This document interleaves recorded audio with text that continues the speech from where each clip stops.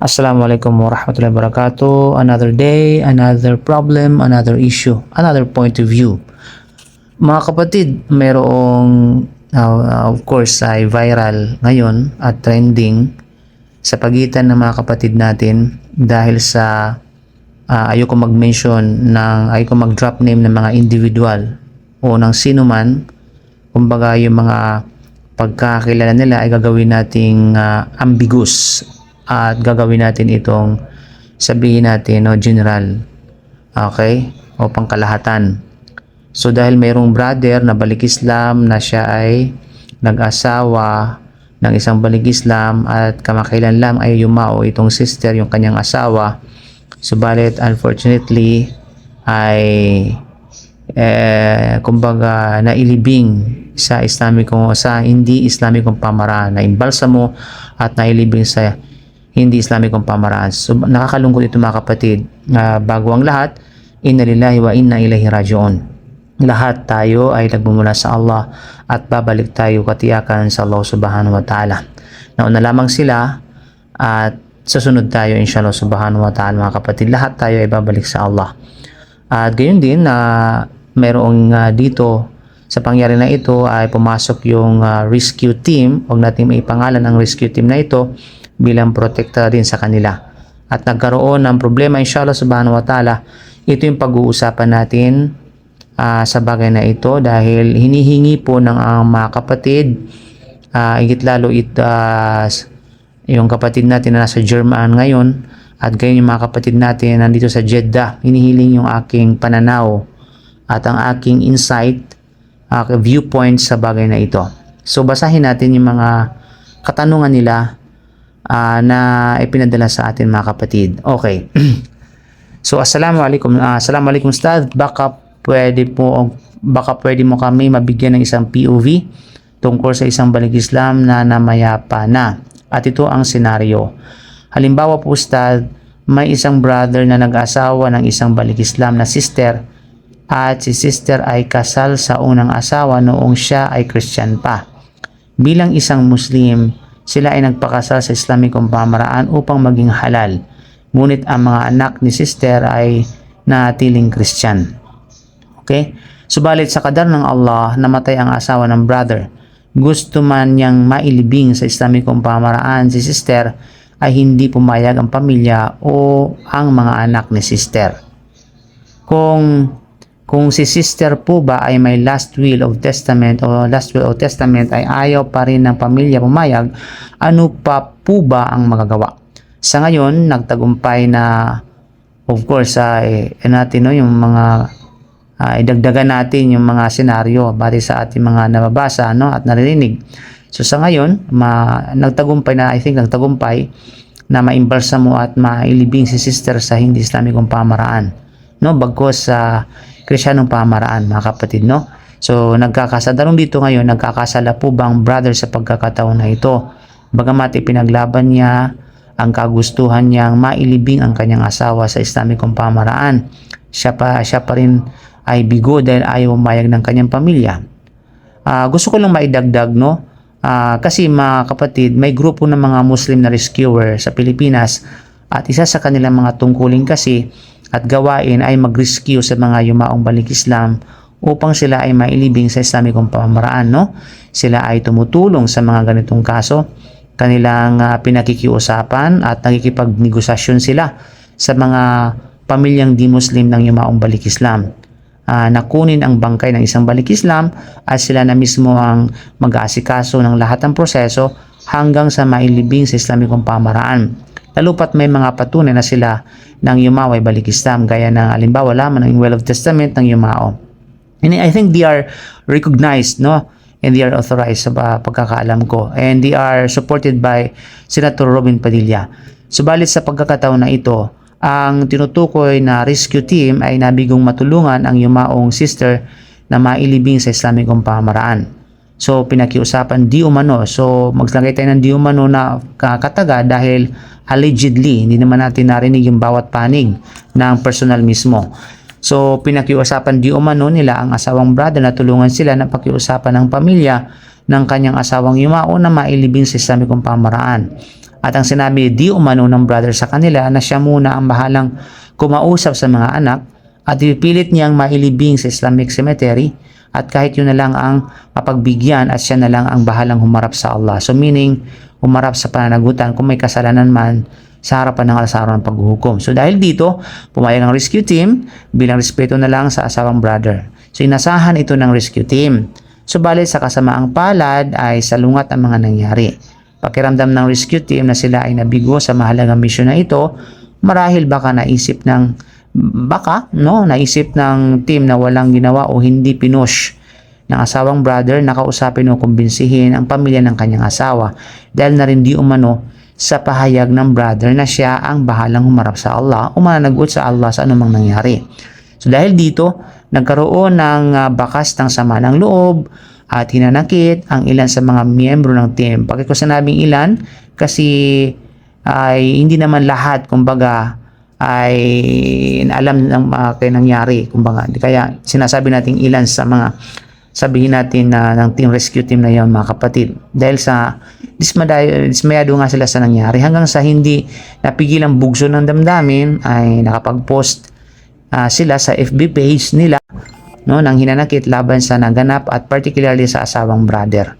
So ayon sa kanila na nagawa lamang ito bilang pagtuwid sa pagkakamali at upang maging aral na rin sa iba at hindi upang pahiyain ng brother o sinuman. So ang tanong ngayon, tama ba ang pamamaraan ng pagtuwid na ginawa ng team? At kung hindi man, ano ang makatarungan at makatuwirang pamamaraan na harapat sa ganitong sitwasyon na naayon sa turo ng Islam? Tama rin ba na sabihin ng brother na siya na ang bahalang humarap sa Allah sa anumang pananagutan o kasalanan na may kinalaman sa pangyayari, no? May pagkakasala ba ang brother kung talagang kanyang hinayaan lamang na maimbalsa mo si sister at mailibing sa hindi Islamikong pamamaraan? Ano ang magiging payo kapag dumating ang mga ganitong sitwasyon? By the way, yung rescue team na yan, ang ilan sa member nila, mga kapatid, ay kilala ko mismo personal at hindi ko na ibubunyag dito, no? Kilala ko mismo sila at naging estudyante ko ang ilan sa kanila at ngayon na ang iba sa kanila ay nasa German na at sila ay kumontak sa akin at ito yung kanilang mga tanong din. So karagdagang tanong, mga kapatid dito sa Jeddah, magiging valid po ba ang kasal nila sa Islam kung ito ay kasal pa sa unang noong sila ay Christian pa at wala pa silang divorce papers, no? Pareho po kasi silang kasal sa mga unang nilang asawa. Ano po ang hatol dito, Ustad? Lalong-lalo na sa Philippine law, mga kapatid, ay walang talak o hindi pinahintulutan ng divorce ang mag-asawa, no? Maliban sa annulment, subalit dadaan muna ito sa matinding proseso talaga bago maaprubahan ng korte. Na kung kaya, ano ang magiging hatol sa mga ganitong sitwasyon na nangyari sa mga balik Islam? Okay. So, grabe ang mga katanungan, mga kapatid. So, bismillah, wassalatu wassalamu ala rasulillah wa ala alihi wa sahbihi ajmain, ma ba'd. Waalaikumsalam warahmatullahi wabarakatuh, mga kapatid. Sa totoo lang, yung mga tanong na ito kagabi ay hindi ako nakatulog masyado, no? Dahil sa pag-iisip, dahil sa komplikado yung mga kalagayan na ito, no? At hindi tayo nagbibigay dito ng ultimate na judgment o sabihin natin na fatwa kasi hindi naman tayo authorized sa magbigay ng fatwa, ay sisipi lamang tayo mula sa, of course, sa Quran, Sunnah at mga kaida ng Islamic principle at the same time mga call ng mga ulama o meron man inshallah nila hinggil sa usapin na ito. Okay? Bago ko sagutin ng detalyado ito, ako ay humihingi ng tawad sa sinuman, no, kapag meron man akong nabanggit na particularly sa mga masasagasaan nito, mayroon man. At same time, kung mayroon man akong pagkakasala na mababanggit dito, ay pinahingi ko ng kapatawaran sa Allah subhanahu wa ta'ala. So sagutin natin ang detalyado, mga kapatid, upang maging makatwir at makatarungan, inshallah. Okay, una-una sa lahat, pangalawa na pala, no? Barakallahu fikum sa mga katanungan ninyo, mga kapatid, mula sa Jeddah, sa Pilipinas at maging sa German. Pinagtugma-tugma natin yung mga katanungan at mga senaryo. So, ang sitwasyong inyong talagang inilahad ay napakasalimuot talaga sapagkat pinagsasama nito ang mga usapin ng fiqh al-janaiz o Islamic funeral rites, karapatan ng mag-asawa, karapatan ng mga tagapagmana, legal na batas ng bansa, no, da'wa at adab sa pagtutuwid. So dahil dito, narapat na maging maingat sa pagbibigay ng hatol talaga, lalo na kung hindi natin narinig ang panig ng lahat ng sangkot. Hindi ko narinig ng personal ang panig ng lahat ng sangkot. Ako ay nakabati lamang sa kung ano ipinahayag sa atin. Okay? So mahalagang tanda ng isang prinsipyo. Ang mga hatol sa Sharia ay nakabatay sa mga napatunayang katotohanan or facts. Fact. Okay? Hindi sa mga haka-haka o sabi-sabi o mga post lamang sa social media. So, ano bang hatol sa paglibing ng isang balik Islam sa hindi Islamikong pamamaraan? Ang pananagutan ng asawa at ang papel ng rescue team at ang bisa ng kasal ng mga balik Islam. Unang bahagi, so ibabahagi-bahagi, i-categorize natin ito mga kapatid, no? I-itemize kumbaga natin para sa ganun, maganda ang flow ng ating paliwanag inshallah. Sa unang bahagi, ang Muslim ba ay nararapat ilibing sa Islamikong pamamaraan? Ang kasagutan, of course, oo naman. Ito ang karapatan ng bawat Muslim talaga. Kasama rito ang guslul mayyit, yun yung alam natin yung pagpaligo sa patay. Kasama na rito ang takfin, yung shrouding, no, pagkakafan. Kasama na rito yung salatul janaza, yung funeral prayer. At kasama na rito yung paglilibing sa Muslim cemetery kung maaari at pag-iwas sa mga ritual na salungat sa sunnah. Ito ay kabilang sa fard kifaya ng mga Muslim o collective obligation ng mga Muslim. Pangalawang bahagi, kung may last will ang yumao.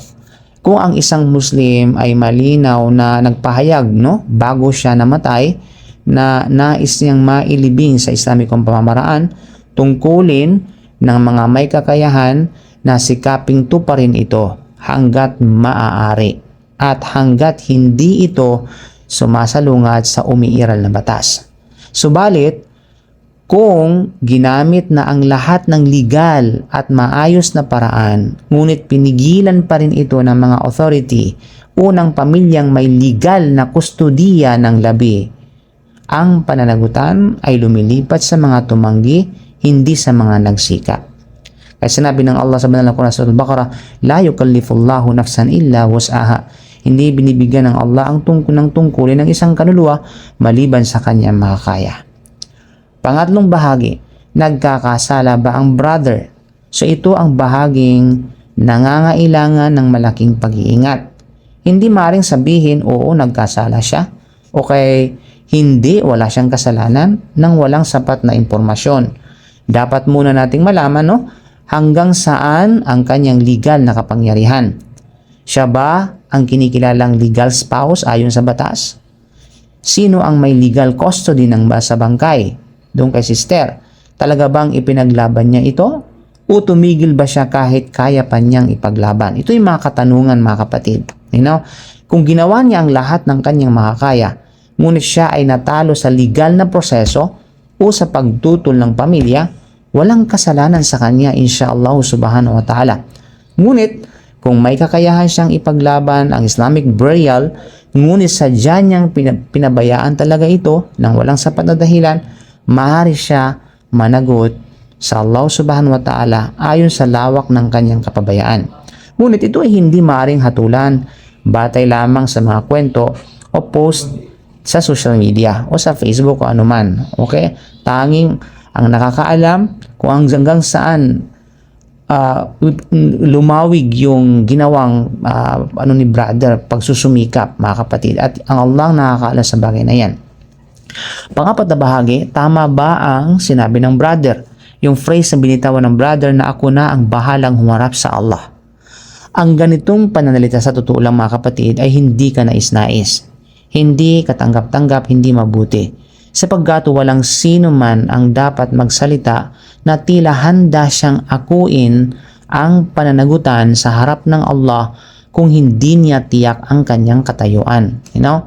Mas mainam sana kung sinabi niya na ang gagawin ko ang lahat ng aking makakaya at ipinaubaya ko ang natira sa Allah subhanahu wa ta'ala. Yun ang dapat sana na kumbaga emphasize niya na I will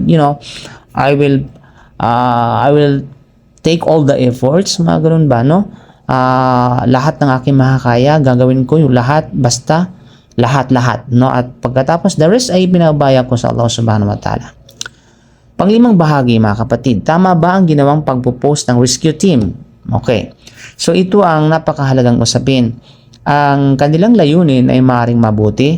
Alam natin yan kasi wala namang masiguro masama sa layunin na yun. Mga may masamang maglayo lalo pat sila ay mga kumbaga aral sa tinatawag na Islam, no? Ang kanilang layunin ay mabuti. Ngunit sa Islam kasi mga kapatid, hindi dapat mabuti ang layunin. Kailangan ding tama ang pamamaraan. Sinabi ng Propeta Sallam, ad-dinun nasiha, rawahu Muslim, no? Ang ibig sabihin, ang relihiyon ay taos-pusong pagpapayo. Paano ang tamang nasiha? Sinabi ni Imam Shafi'i rahimahullah, man wa'adha akhahu sirran faqad nasahahu wa zana, wa man wa'adahu alaniyatan faqad fadahahu wa shana. Ibig sabihin, sino mang nagpayo sa kanyang kapatid ng lihim ay tunay na nagpayo at nagbigay ng karangalan sa kanya. Ngunit sino mang nagpayo sa harap ng publiko ay inilantad at pinahiya siya. Kaya kung ang FB post, no, at social media account post ay nagdulot ng paglalantad, nagdudulot ng nagpahiya, o kaya nagbunsod ng paghuhusga sa brother nang hindi narinig ang kanyang panig, ito ay hindi ang pinakamainam na pamamaraan ng nasiha. Okay? Ito ay malayo sa sunnah ng Propeta Muhammad sallallahu alaihi wasallam, no, at inamin naman ng mga kumbaga ng ating mga kapatiran na sila'y nagkamali. Sapat na yun mga kapatid at ang Allah na maghuhusga sa kanila. So ano sana ang mas tamang gawin? So ang mas tamang gawin, kausapin muna ang mga brother ng pribado, ang brother ng pribado, alamin ng buong kwento. Kung may pagkakamali, payuhan siya. Kung nais gumawa ng public awareness, gawin ito ng walang pagbanggit ng pangalan o pagkakilanlan ng sinuman. At itoon ang usapan sa aral at tamang proseso. Ito ay mas malapit sa sunnah at gayon din nakakaiwas sa tinatawag na fitna. Okay? Now, pang-anim na bahagi. Ang rescue team ba ay nagkasala dahil nabigo ang misyon? Hindi. Okay? Hindi. Hindi sila nagkasala. Kung ginawa nila ang lahat ng makakaya nila sa paraang naayon sa Sharia at batas, natupad nila ang kanilang tungkulin. Ang tagumpay ay nasa kamay ng Allah subhanahu wa ta'ala. Ikapitong bahagi. Valid ba ang kasal ng dalawang balik Islam? Kung pareho ba silang kasal sa kanilang dating asawa bilang mga Kristiyano at walang divorce o annulment? So ito ang pinakamahalagang bahagi ng tanong mga kapatid, no? Hindi maaring tayo ay magbigay ng pangkalahatang hatol ng walang kumpletong detalye. Mahalagang malaman kailan sila nag-Islam ba ang dati nilang asawa o hindi, kailan naganap ang Islamic marriage, natapos ba ang idda, ano ang eksaktong legal status nila, anong proseso ng dinaanan bago sila ikinasal. Ang mga ito ay nakakaapekto sa hukom, sa panghuhusga. Okay? Subalit, mayroon tayong pangkalahatang prinsipyo. Kapag ang isang babae ay umiiral pangkasal, hindi siya maaaring magpakasal sa ibang lalaki hanggat hindi legal na natatapos ang unang kasal ayon sa tinatawag na Sharia. Gayon din sa lalaki, ang mga detalye ng kanyang unang kasal at ang kalagayan ng kanyang asawa ay mahalagang suriin. Para sa mga balikisam sa Pilipinas, kung saan walang pangkalahatang divorce law, para sa mga Kristiyano, ang usapin ay nagiging mas komplikado dahil nagsasanga ang Sharia at ang civil law. Okay? So dahil dito, ang bawat kaso ay dapat suriin ng isa-isa ng isang kwalipikadong mufti o Sharia Council at kung may legal implication pati ng legal council, particularly sa Pilipinas. Sumangguni ang mga sa bagay na yan sa Pilipinas, mga lawyer sa Pilipinas na nakakaalam ng both law sa Sharia law at saka civil law. Okay? Ako, wala akong alam sa civil law mga kapatid, slight lang, you know? Dahil sa mga nababasa natin sa mga constitutional law. Okay? So, yun, sumanggunis, mga qualified, no? Mufti sa mga Sharia Council. Kung mayroon bang mga legal implication, pati ng legal council. So, hindi na rapat na magbigay ng pangkalahatang fatwa na sasaklaw sa lahat ng sitwasyon. Now, hopefully, inshallah ay valid naman yung kasal nilang dalawa bi'inillah subhanahu wa ta'ala. So bilang buod sa mga nasabi natin kanina, so dapat bang ilibing ng ang Muslim sa Islamikong pamaraan? Ang sagot, oo, ito ang karapatan ng isang Muslim. Nagkakasala ba ang brother? Depende kung ginawa niya o hindi ang lahat ng kanya makakaya. Hindi maaring hatulan ng walang sapat na kaalaman kapatid sa buong pangyayari. Tama ba ang sabihin ako na ang bahalang humarap sa Allah? Okay, hindi ito kanais-nais na pananalita. Mas mainam ang pagpapakumbaba at pag-asa sa awa ng Allah. Tama ba ang public FB post laban sa brother? Kung naglantad o nagpahiya ng hindi mo na inais na nagawa ang pribadong nasiha at hindi narinig ang buong panig, hindi ito ang pinakamainam na pamamaraan ayon sa sunnah. Nagkasala ba ang rescue team sa pagkabigo? Hindi, kung ginawa nilang lahat ng makakaya sa tamang paraan. Valid ba agad ang Islamic marriage ng dalawang balik Islam na may naunang kasal? Lalo pat sa hindi Muslim, hindi maaaring sagutin sa pangkalahatan ito. Kailangan ng detalyadong pagsusuri ng bawat kaso ayon sa Sharia at sa umira na legal na kalagayan. Okay? So, bilang pangwakas sa pala mga kapatid sa panampalatayang Islam, sa mga ganitong masisilang usapin, no, nararapat sa mga Muslim na pagsamahin ang katotohanan, yung haq, yung awa, yung rahma at katarungan, yung adil. Hindi dapat magmadaling humusga sa alinmang panig batay lamang sa isang salaysay o emotional na reaksyon. Ang pinakamainam ay ang tahimik na pag-uusap, patas na pagsisiyasat at paghanap ng solusyon na naayon sa Quran, Sunnah at sa mga umiiral na legal na pamamaraan. Kasi sinabi ng Allah, Ya ayyuhalladhina amanu in ja'akum fasikum binaba'in fatabayyanu. Sa Suratul Hujurat. O kayong mga sumasampalataya, kapag may dumating sa inyo na balita, siyasatin muna ninyo ito upang hindi kayo makapinsala sa mga tao dahil sa kamangmangan at pagkatapos ay magsisi sa inyong mga nagawa. So hanggang dito na lamang po yung abot ng ating nasiha, abot ng saklaw ng ating tinatawag na kaalaman sa usapin na ito at away gantimpalantay ng Allah Subhanahu wa Ta'ala at patawarin ng ating mga pagkakasala. Maraming salamat sa inyo. Inshallah gagawin natin eksklusibo ang katanungan na ito at hindi natin ibilang sa question numbers inshallah. So, meron tayong tutunan. Barakallahu fikum. Allahu a'lam bisawab. Subhanakallahu bihamdika asyhadu an la ilaha illa anta astaghfiruka wa atubu ilaik. Assalamualaikum warahmatullahi wabarakatuh. This is your brother Alimuddin Ilyas. Don't forget to share, to like, and to follow our podcast. Shukran. Assalamualaikum warahmatullahi wabarakatuh.